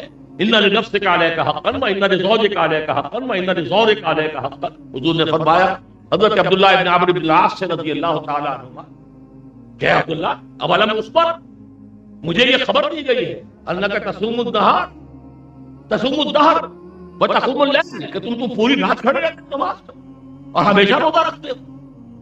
عرض کیا جی ہاں حضور ہے تو صحیح ایسا. لا مت کرو ایسا. فإن لنفسک علیک حقا، اس لیے کہ تمہارے نفس کا بھی تم پر حق ہے. وإن لزوجک علیک حقا، تمہاری بیوی کا بھی تم پر حق ہے. وإن لزوجک، تمہارے ملاقاتی جو ہے وزٹرز ہیں ان کا بھی تم پر حق ہے. سب کے حقوق ادا کرو، لیکن تب بھی محبت جو ہے اس کو کنٹرول میں رکھو. ذرا کہیں اگر غفلت کے اندر ایسا نہ ہو کہ یہ تو گویا کہ بالکل جیسے کہ نقب لگتی ہے، نقب لگ جائے گی. فاحذروہم، حذر کرنے والے ڈھال کے لیے، خذو حذرکم، اپنی ڈھال لے کر رکھو ہر وقت. ان کی تبھی محبت کا حملہ تمہارے اوپر کہیں کارگر نہ ہو جائے. یا ایھا الذین آمنوا ان من ازواجکم واولادکم عدوا لکم فاحذروہم وَإِن تَعْفُوا وَتَصْفَحُوا وَتَغْفِرُوا فَإِنَّ اللَّهَ غَفُورٌ رَحِيمٌ.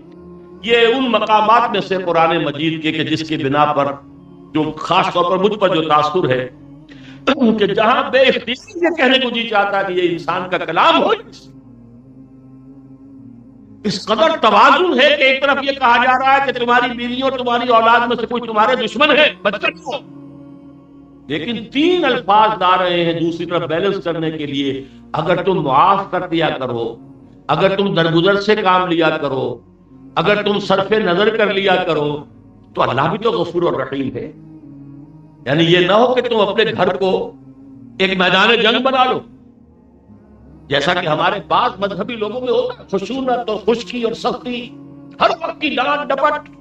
نتیجہ کیا ہوتا ہے؟ اکثر و بیشتر اولاد میں بغاوت ہو جاتی. محبت موجود رہے، شفقت موجود رہے، اپنے آپ کو محفوظ رکھو، لیکن معاف کر دیا کرو. وَإِن تَعْفُوا وَتَصْفَحُوا وَتَغْفِرُوا، تین الفاظ. کیوں؟ اس لیے کہ بیلنس کرنا ہے. ایک طرف ان کی عداوت کو واضح کیا، ان من ازواجکم واولادکم عدوا لکم، پوٹینشل اینمٹی ہے وہاں، لیکن اس کو بیلنس کرنے کے لیے اگر تم معاف کر دیا کرو. تصفحو، صفا کہتے ہیں ذرا صرف نظر کر لینا. آپ نے کوئی چیز دیکھی لیکن آپ نے ایسے کر لیا جیسے آپ نے نہیں دیکھی، تاکہ بچہ ہے یا کوئی بھی ہے جس کا اسے یہ انہیں محسوس نہ ہو، ڈٹائی پیدا نہ ہو جائے، بلکہ یہ کہ جیسے کہ آپ نے دیکھی. ٹھیک ہے، یہ صفا ذرا اپنا فصفح الصفح الجمیل، یہ سورہ ہجر کے آخر میں بڑا پیاری آیت آئی ہے حضور کے لیے. اور تیسرا تغفروا، غفر کہتے ہیں ڈھانپ لے لے، مغفر کہتے ہیں خود کو، جو اوپر جو لوہے کی ٹوپی ہے تاکہ تلوار کا وار جو ہے یا یہ کہ گولی جو ہے سر کو نہ لگے، مغفر وہ ڈھانپ لینے والی چیز. خطا جس کو کہتے ہیں خطا کو جو ڈھانپ لینا، چھپا لینا. وَإِن تَعْفُوا وَتَصْفَحُوا وَتَغْفِرُوا فَإِنَّ اللَّهَ غَفُورٌ رَحِيمٌ. تو اللہ بھی تو غفور اور رحیم ہے. کیا تم نہیں چاہتے کہ اللہ تمہیں معاف کرے؟ جیسے حضرت ابو بکر صدیق سے کہا تھا اللہ نے. سورہ نور میں یہ واقعہ آیا تھا کہ جب حضرت عائشہ پر تہمت لگی ہے رضی اللہ تعالی عنہا، تو ان میں حضرت ابو بکر کا مصطح، یہ ایک ان کا کوئی رشتہ دار تھا، دور کا غریب تھا، فقیر. حضرت ابو بکر اس کی مدد کیا کرتے تھے، اعانت کیا کرتے تھے. وہ بھی شریک ہو گیا اسی غلط مہم کے اندر. تو حضرت ابو بکر نے قسم کھا لی کہ اس شخص کی، اس کی میں اتنا احسان کرتا رہا ہوں، یہ بھی اس میں شریک ہو گیا تو میں اس کی اب کبھی آئندہ مدد نہیں کروں گا. اس پر اللہ نے فرمایا کہ نہیں، ایسا نہ کرو ابو بکر. کیا تم یہ نہیں چاہتا کہ اللہ، کیا تم نہیں چاہتے اللہ تمہاری خطاؤں کو معاف کرے؟ حضرت ابو بکر فوراً کہا اللہ میں چاہتا ہوں. لہذا فوراً توبہ کی اور فوراً یہ کہ وہ اپنا عہد جو ہے ختم کیا اور ان کی مدد جو ہے اس کو جاری. تو اگر تم چاہتے ہو کہ اللہ تمہیں معاف کرے، تم بھی معاف کرنے کی عادت ڈالو. وَإِن تَعْفُوا وَتَصْفَحُوا وَتَغْفِرُوا فَإِنَّ اللَّهَ غَفُورٌ رَحِيمٌ. اب اگلی آیت ایک طرف تو ہے انسان کے لیے یہ رشتہ داریاں، وہ جس کو علامہ اقبال نے ایک مصرے میں جمع کیا ہے، یہ مال و دولت دنیا، یہ رشتہ و پیوند، بتان وہم و گما لا الہ الا اللہ. تو رشتہ و پیوند میں قریب ترین یہی ہے، بیوی اور اولاد، قریب ترین. لیکن اس کے بعد مال و دولت، یہ مال و دولت دنیا. فرمایا انما اموالکم واولادکم فتنہ واللہ عندہ اجر عظیم. ایک تمہاری سوچ میں یہ تبدیلی آ جانی چاہیے کہ تمہارے یہ مال اور تمہاری اولاد فتنہ ہے. فتنہ کہتے ہیں کسوٹی کو، جس پر آپ سونے کو رگڑ کر دیکھتے ہیں کہ یہ سچا ہے یا جھوٹا ہے، صحیح ہے یا غلط ہے، ملاوٹ والا ہے یا خالص ہے. تو در حقیقت ان چیزوں کے ذریعے سے تمہیں ہم آزماتے ہیں. انما اموالکم واولادکم فتنہ. اور دیکھیے اولاد کو دونوں جگہ لے آئے، اس لیے کہ ایک طبعی محبت کے اعتبار سے اولاد کا ایک ایسپیکٹ یہ ہے، اور ایک اولاد کو انسان سمجھتا اپنے بڑھاپے کا سہارا، اسے ایسٹ سمجھتا، اپنی جوانی میں اپنے آپ کو انویسٹ کرتا ہے اولاد پر، اس امید میں کہ یہ اولاد جب میں بوڑھا ہو جاؤں گا یہ ریپے کرے گی. یہ ایک طرح کا ایسٹ بھی ہے. لہذا اولاد دونوں جگہ آ گئے. ان من ازواجکم واولادکم عدو لکم، وہ تو وہ پوٹینشیل محبت، اس کا پوٹینشیل انمٹی ہونا. اور دوسرا یہ کہ اس پر جو تمہارا دار و مدار ہوتا ہے، انحصار ہوتا ہے، مال پر بھی اور اولاد پر بھی. انما اموالکم واولادکم فتنہ واللہ عندہ اجر عظیم. اور جان لو اجر تو بڑا جو ہے وہ اللہ ہی کے پاس ہے، نہ اولاد کے پاس ہے، نہ یہ مال تمہارا سہارا بن سکے. یہ ہے وہ کیفیت کہ جو انسان کے اندر ہو جانی چاہیے، ایک فرد کی حیثیت سے، اور ایک اس اجتماعیت میں ہونے کی وجہ سے، اور ایک دنیا کے اندر یہ مال اور معاش جو ہے، جو ذریعہ ہے دنیا کے اندر دنیا بسر کرنے کے لیے، متاع الحیات دنیا، اس کے لیے نقطہ نظر یہ ہو کہ یہ ہماری آزمائش ہے. یہ 5 آیتیں ختم ہوئی. اب پھر کلمہ فا آ گیا. اتقوا اللہ ما استطعتم واسمعوا واطیعوا وانفقوا خیرا لانفسکم. بس اللہ کا تقوی اختیار جس حد تک تمہارے لیے ممکن ہے. کوئی حرکت نہ ہو جہاں پہ اللہ کے کسی حکم کو توڑا جائے، حد امکان. ویسے تو اس آیت پر آ کر صحابہ کرام نے سانس لیا تھا اطمینان کا، ورنہ جب سورت آل عمران کی آیت نازل ہوئی تھی، یا ایھا الذین آمنوا اتقوا اللہ حق تقاتہ، اہل ایمان اللہ کا تقوی اختیار کرو جتنا کہ اس کے تقوی کا حق ہے. تو صحابہ کہتے ہیں کہ حضور کے پاس حاضر ہوئے، حضور اللہ کا حق کون ادا کر سکتا؟ پھر جب یہ آیت اتری ہے فاتقوا اللہ ما استطعتم، تو ان کے سانس میں سانس آیا کہ ہاں اپنی امکانی حد تک تقوی اختیار کیا ہے. واسمعوا واطیعوا، اور سنو اور اطاعت کرو. یہ جو سمع و اطاعت کی اصطلاح یہاں پر آئی ہے، اس کے حوالے سے میں ذرا بات سمجھا دینا چاہتا ہوں آپ کو. ایک تو یہ قرآن مجید کی اصطلاح ہے، اذ قلتم سمعنا واطعنا، فاسمعوا واطیعوا، بار بار آتا سمعنا واطعنا، یعنی سننے سے اطاعت لازم ہے. ایک یہ ہے کہ میں نے ایک بات سنی، اچھا میری سمجھ میں آئے گی تو میں عمل کروں گا، سمجھ میں نہیں آتی نہیں کروں گا. اللہ کی اطاعت اس معنی میں نہیں. سمجھ میں آئے گا محض سننا، فاسمعوا، اگر سن لیا تو اطاعت مان. یہ تمہاری سمجھ پر اور ناسمجھ پر اس کا دار و مدار. اللہ کا حکم، اس کے رسول کا حکم، فاسمعوا واطیعوا، سنو اور اطاعت، لسن اینڈ اوبے. یہ جو کہ آرمی کا ڈسپلن ہے، لسن اینڈ اوبے. آرمی میں اگر ایسا ہو کہ کوئی سبارڈینیٹ ہے، کوئی سپاہی ہے، وہ اپنے افسر سے، لیفٹیننٹ سے پوچھے کہ آپ حکم تو دے رہے ہیں، اس کی حکمت کیا ہے، غرض و غایت کیا ہے، مجھے سمجھا دے ذرا کہ واقعی صحیح حکم دے رہے ہیں. تو یہ پھر فوج تو نہ ہوئی، یہ تو کوئی انجمن بن گئی، کوئی سوسائٹی بن گئی جس میں دھینگا مشتی ہوتی رہے. تو یہ حکم ہے. There's not to reason why, there's but to do and die. Charge of the Light Brigade، وہ بھی نظم میٹرک میں پڑھی تھی. حکم مل گیا چارج کرو، لائٹ بریگیڈ حملہ کرے. اب انہوں نے دیکھا cannons to right of them, cannons to left of them, cannons in front of them, volleyed and thunder. توپیں لگی ہوئی ہیں دائیں طرف بائیں طرف سامنے، اور وہ جو ہے گولے آ رہے ہیں. volleyed and thunder. Someone has blundered. کسی نے غلطی کی ہے، غلطی ہوئی ہے، لیکن there's not to reason why, there's but to do and die. So into the valley of death rode the 600. یہ ڈسپلن مطلوب ہے. اور یہاں اصل میں سمجھ لیجئے اس کا پس منظر کیا ہے. الملک کا لفظ آ چکا ہے, اللہ کی بادشاہت, اس کے قیام کے لیے محمد رسول اللہ مبعوث ہوئے. سورہ صف هو الذی ارسل رسولہ بالہدی ودین الحق لیظہرہ علی الدین کلہ وَلَوْ كَرِهَ الْمُشْرِكُونَ.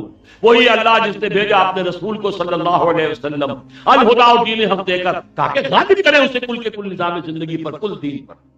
غلب دین مقصد بعثت محمدی ہے صلی اللہ علیہ وسلم. یہ میری ایک کتاب ہے, نبی اکرم صلی اللہ علیہ وسلم کا مقصد بعثت. اس میں نے واضح کیا ایک ہے رسالت کا بیسک فنکشن, ایک ہے رسالت کا تکمیلی فنکشن. بیسک فنکشن کے اعتبار سے رسالت تبلیغ, تعلیم, تلقین, انذار, تبشیر, تذکیر, ان چیزوں کا نام ہے. یا ایھا النبی انا ارسلناک شاہدا و مبشرا و نذیرا و داعیا الی اللہ باذنہ و سراجا منیرا. یہ بیسک فنکشن ہے. تمام انبیاء مبشر بھی تھے, نذیر بھی تھے, تمام انبیاء جو ہے وہ مربی بھی تھے, مزکی بھی تھے, معلم بھی تھے, وہ ساری چیزیں مشترک. لیکن یہ مضمون صرف حضور کے لیے 3 مرتبہ آیا قرآن, اور کسی رسول کے لیے نہیں آیا.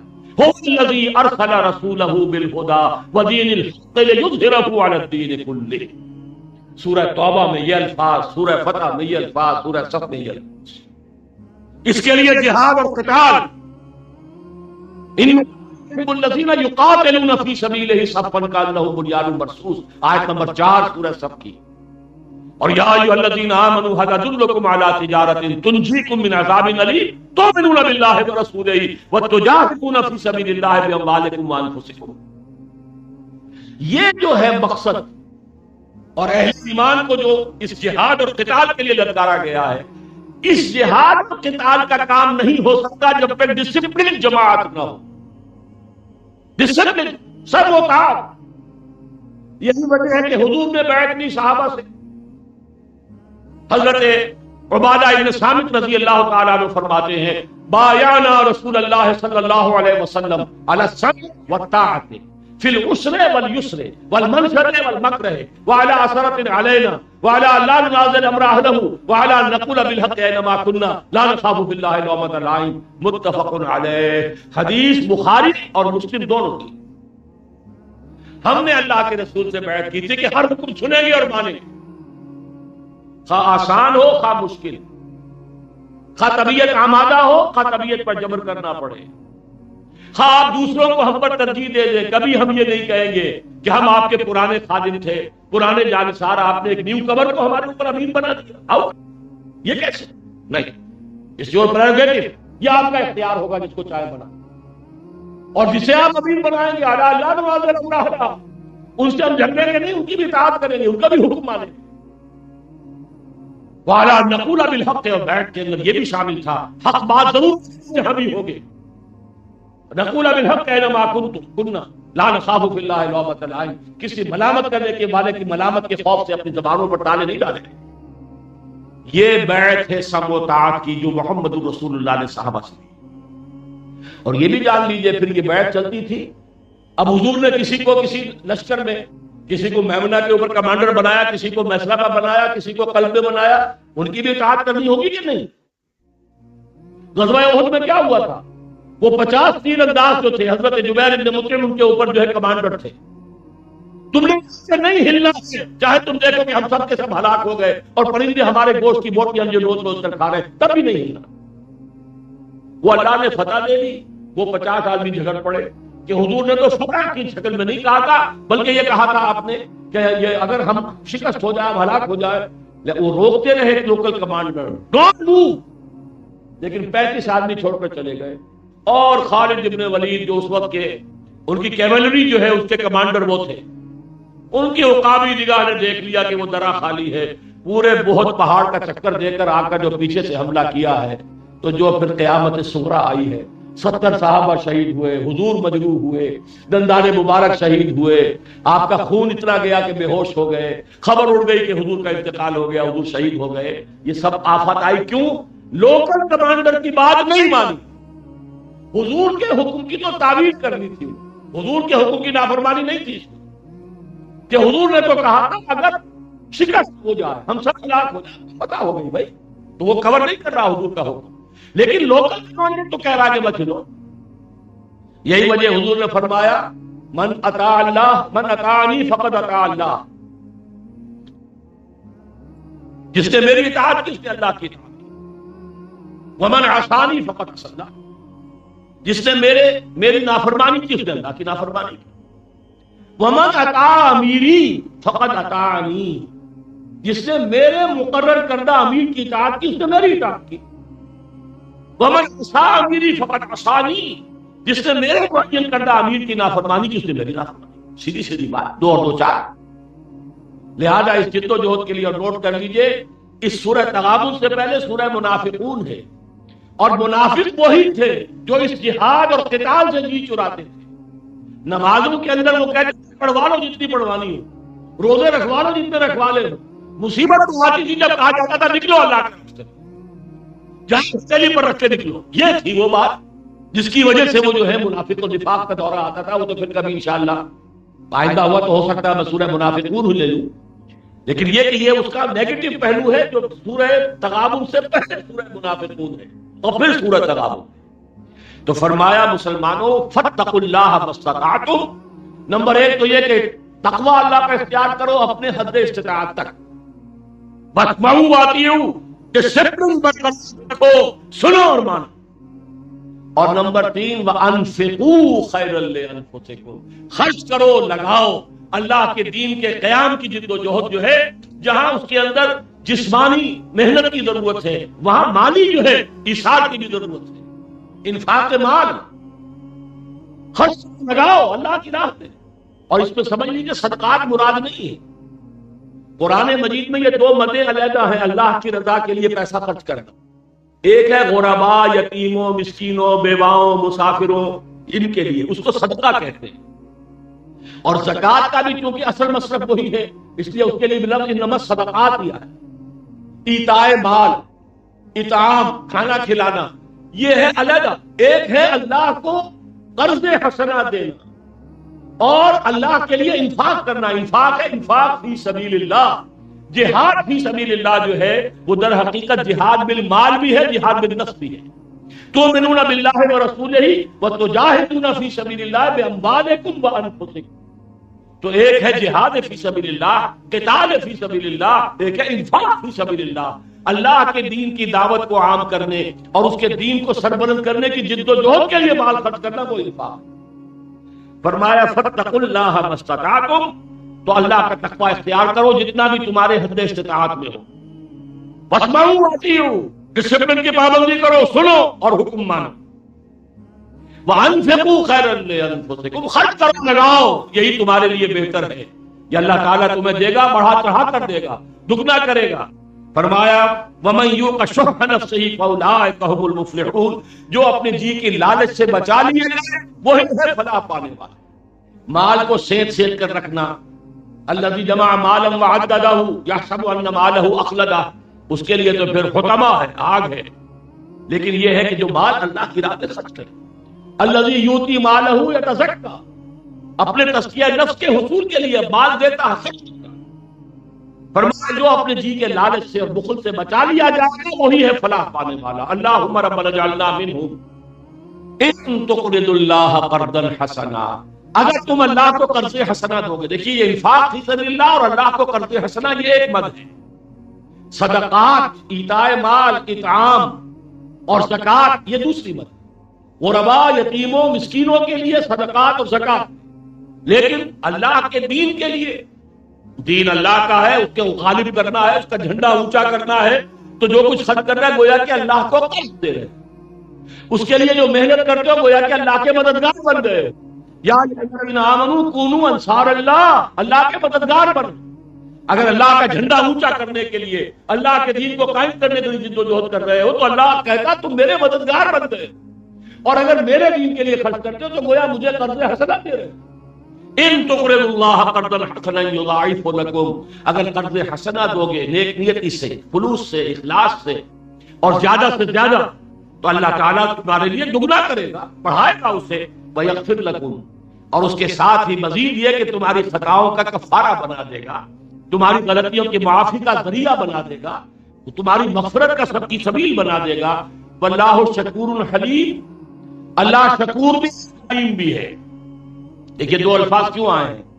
شکور، اگر تم اللہ کے لیے کچھ دو گے، کچھ محنت کرو گے تو اللہ قدر دانی فرمانے والا، وہ ناقدری کرنے والا نہیں ہے، ناشکرا نہیں ہے، معاذ اللہ اللہ تعالیٰ۔ لیکن ہم یہ لفظ شکر اللہ کے لیے استعمال نہیں کرتے ہیں، لیکن عربی میں دونوں طرف استعمال ہوتا ہے۔ بندہ بھی شکور ہے اور اللہ بھی شکور ہے۔ اللہ کا شکر کیا ہے؟ قدر کرتا ہے، میرے بندے نے میرے لیے یہ کام کیا، میرے بندے نے میرے دین کے لیے یہ اثار کیا، میرے بندے نے میری جان، اپنی جان میرے دین کے لیے قربان کر دی، تو اللہ قدر افزائی فرمانے والا، قدر دان ہے۔ ابھی جو ترجمہ میں سن رہا تھا مولانا شام الحق صاحب کا، جب وہ قرات کے ساتھ اس میں یہی لفظ آیا تھا، وہ قدر کرنے والا ہے، قدر افزائی کرنے والا ہے۔ واللہ شکور حلیم، اور اگر نہیں دیتے ہو، تم نے اپنی جو تجوری ہے اس کا منہ بند رکھا ہے، حالانکہ معلوم ہے کہ اللہ کے دین کو اس وقت شدید ضرورت ہے، غزوہ تبوک کا موقع آ گیا ہے، جبکہ حضرت ابو بکر اپنے ہر شے لا کر انہوں نے سامنے ڈال دی ہے۔ اگر کوئی منافق بیٹھا ہوا اپنے تجوری کا منہ بند کیے ہوئے تو معلوم ہوا کہ وہ تو بدترین قسم کا منافق ہوا، لیکن اللہ حلیم ہے، فوراً پکڑتا نہیں ہے، پھر بھی اس کی روزی بند نہیں کرتا، پھر بھی مہلت دیتا ہے، حلیم ہے۔ اگر دو گے تو شکور ہے، نہیں دو گے تب بھی حلیم ہے، وہ فوراً تمہیں پکڑتا نہیں ہے بلکہ تمہیں رسی دراز کرتا ہے، تمہاری تمہیں مہلت دیتا ہے۔ عالم الغیب والشہادہ، غیب اور شہادت، حاضر اور غائب سب کا جانتا، کوئی شے اس کی نگاہوں سے چھپی ہوئی نہیں ہے۔ العزیز الحکیم، جیسے میں نے توجہ دلائی تھی لہ الملک، ویسے ہی آخری دو الفاظ کو بھی نوٹ کر لیجئے۔ یہ العزیز الحکیم کے دو اسماء جو ہیں ان صورتوں میں سورہ حدید سے لے کر اور سورہ تحریم تک بکثرت یہ جوڑا ہے۔ اس کی وجہ کیا ہے؟ العزیز اس ہستی کو کہتے ہیں جس کا اختیار مطلق ہے، جو چاہے کرے۔ دنیا میں آپ کو معلوم ہے کہ اصول ہے پولیٹیکل سائنس کا، authority tends to corrupt and absolute authority corrupts absolutely۔ یہی وجہ ہے دستور کے اندر یہ چیکس اینڈ بیلنسز، یہاں اختیار ہے تو کچھ نہ کچھ اس کے اندر چیکس اینڈ بیلنسز بھی ہونی چاہیے، کہیں جو دماغ خراب نہ ہو جائے اور غلط جگہ پر